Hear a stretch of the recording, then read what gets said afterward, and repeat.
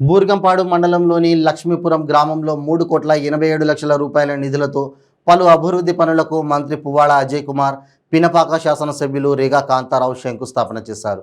లక్ష్మీపురం టేకుల చెరువు మీదుగా 5 కిలోమీటర్ల రహదారి నిర్మాణానికి శ్రీకారం చుట్టారు. ఈ సందర్భంగా మంత్రి అజయ్ కుమార్ మాట్లాడుతూ ఈ ప్రాంతంలో రేగా కాంతారావు సారథ్యంలో అభివృద్ధి పదంలో నడుస్తోందన్నారు. కనపాక నియోజకవర్గంలో పరిధిలో 5 కోట్ల రూపాయల నిధులు సీఎం కేసీఆర్ మంజూరు చేస్తున్నారని, రాబోయే రోజుల్లో ఇంకా అభివృద్ధి జరుగుతోందని పేర్కొన్నారు. జర్నలిస్టులు అందరికీ ప్రభుత్వం ఇల్లు మంజూరు చేస్తుందని హామీ ఇచ్చారు.